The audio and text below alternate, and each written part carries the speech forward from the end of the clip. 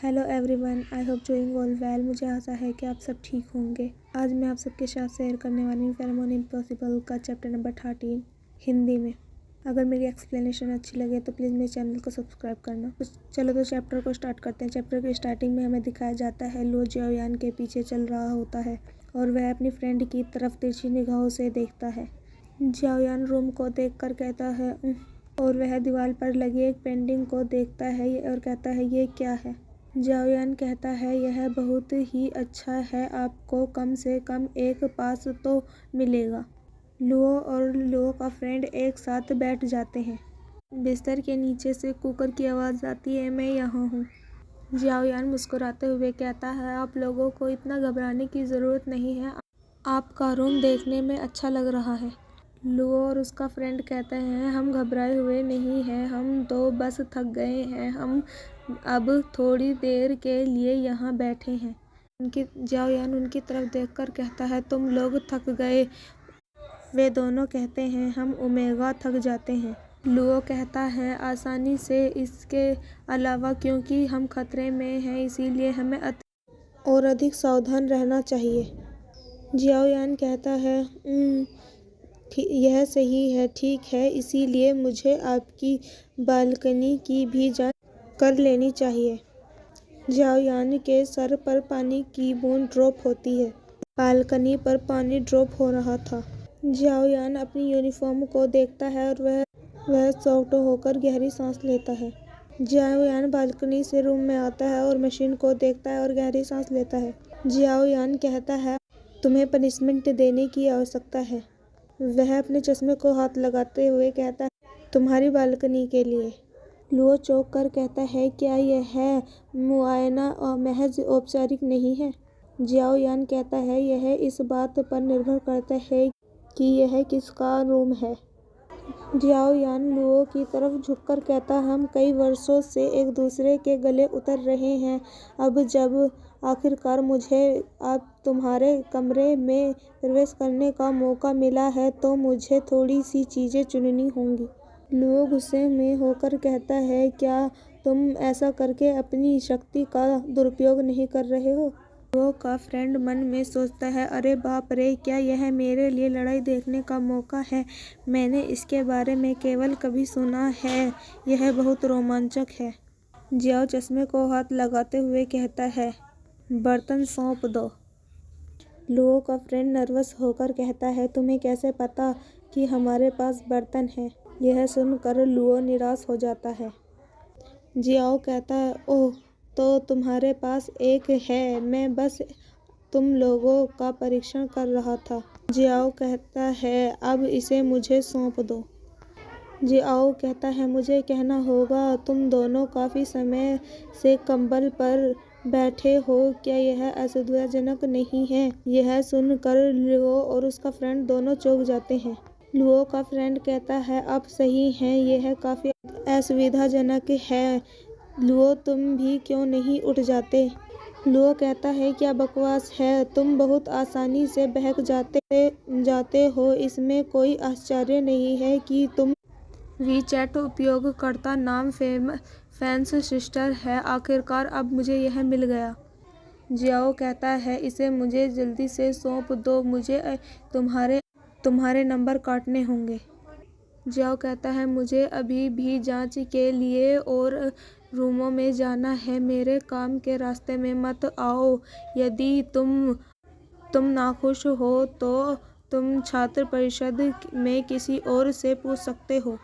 Luo Xiao का हाथ पकड़ता है। जियाओ कहता है मैं चीज़ों को निष्पक्षता से संभालता हूँ और मैंने कभी भी अपनी पर्सनल भावनाओं को अपने काम पर हावी होने नहीं दिया। लुओ कहता है ब्रो, और वह मासूम सा फेस बनाकर कहता है क्या हम बात कर सकते हैं, यह मेरा एकमात्र बर्तन है। और वह उसका हाथ पकड़ता है। जियाओ कहता है मैं तुम्हारे साथ इस पर बात करने की स्थिति में नहीं हूँ, मेरे पास एकमात्र काम है जो मुझे मेरे एकेडमी क्रेडिट में मदद कर सकता है। लुओ बहुत मासूम सा चेहरा बनाता है। जियाओ कहता तो लुओ जियू, क्या तुमने अभी तक सोचा है कि मुझे रिश्वत कैसे दी जाएगी? लियो मन में सोचता है, इस लड़के का परिवार मेरे परिवार से ज़्यादा अमीर है और इसे किसी चीज़ की ज़रूरत नहीं है। वह किसी की नहीं सुनता और हमारे पास इतिहास है। लियो खुश होकर कहता है, ओह मैं समझ गया। लियो अपना हाथ आगे करते हुए कहता है, मैं तुम्हें मुझे वापस काटने दूंगा। और वह अपना हाथ आगे करता है। जियाओ शॉक्ड हो जाता है और लियो कहता है, मुझे वापस काटो।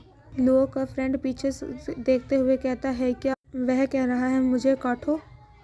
जियाओ गहरी सांस लेते हुए कहता है, 10th ग्रेड की फिजियोलॉजी कक्षा वास्तव में जितनी जल्दी हो सके शुरू करने की आवश्यकता है। जियाओ कहता है, यह ओमेगा आज दूसरी बार मेरे प्रति अभद्र व्यवहार कर रहा है। इससे भी बुरी बात यह है कि उसे इस बात का एहसास ही नहीं कि वह जो कह रहा है उसमें कुछ भी गलत है। प्लीज़ ऑडियंस, अगर मेरी एक्सप्लेनेशन अच्छी लग रही हो तो प्लीज़ मेरे चैनल को सब्सक्राइब करो और मेरे 100 सब्सक्राइबर करा दो प्लीज़ प्लीज़। चलो तो एक्सप्लेनेशन शुरू करते हैं। लियो गहरी सांस लेते हुए कहता है, क्या मैं कुछ पूछ सकता हूँ? ऐसे कौन से विद्युत उपकरण हैं जिन्हें सर्वोच्च न्यायालय से हमारे छात्रावासों में लाने पर प्रतिबंध लगा दिया है? जियाओ कहता है, छात्र गाइड में सब कुछ लिखा है, क्या तुमने इसे नहीं पढ़ा? बिजली के पंखे, बिजली से चावल कुकर, बिजली से गर्म मेट, इंडक्शन कुकर, फ्रीज। लियो कहता है, ओह निष्पक्ष एवं न्यायपूर्ण छात्र परिषद सदस्य। लियो जो उसके साथ कहता है, मुझे अपनी गलती का पूरा एहसास है और मैं उस पर ज़रूर विचार करूँगा। और क्या मैं कुछ रिपोर्ट कर सकता हूँ? मैं इस स्कूल में सिखाने का बेहतर माहौल बनाना चाहता हूँ। जियाओ कहता है, निश्चित रूप से क्या तुम हर किसी को अपने साथ नीचे खींचने की योजना बना रहे हो? उच्च तापमान के कारण छात्राओं के पास ये विद्युत उपकरण नहीं है। इसका कारण सुरक्षा संबंधी मुद्दे नहीं है, बल्कि यह है कि उन्हें चिंता है कि इससे छात्राओं का ध्यान पढ़ाई से हट जाएगा। लियो कहता है, मैं समझ गया। जियाओ कहता है, यह अच्छा है कि तुम्हें यह एहसास हुआ कि मुझे बताएं ये प्रतिबंध विद्युत उपकरण और किसके पास हैं। मैं आपके सभी बर्तनों को गोल कर दूंगा। जियाओ कहता है, हमेशा के लिए। अगर आपको कोई स्टोरी पसंद हो तो प्लीज़ मुझे कमेंट में बताएं, मैं आपके लिए वह स्टोरी एक्सप्लेन करूंगी। चलो तो स्टोरी स्टार्ट करते हैं। लियो जियाओ के करीब जाकर उसके कान में कहता है, मैं एक उच्च 10वीं कक्षा कक्ष 3 का लियो जिऊ 11वीं कक्षा कक्ष 3 के जियाओ यान पर एक रिपोर्ट बना रहा हूँ। तुम्हारे रूम में भी एक मिनी फ्रीज है। तुम ही वह व्यक्ति हो जिसने मुझे यह बताया था। तो आगे बढ़ो और उसे भी पूरा करो। और वह प्यारी सी स्माइल करता है। और यहीं पर हमारा ये क्यूट सा चैप्टर एंड हो जाता है। अगर मेरी एक्सप्लेनेशन अच्छी लगी हो तो प्लीज़ मेरे चैनल को सब्सक्राइब करना और मुझे सपोर्ट करना और एक लाइक करना। हम फिर मिलेंगे और नेक्स्ट चैप्टर के साथ। Till safe stay with me. Good bye my cute audience. Bye bye.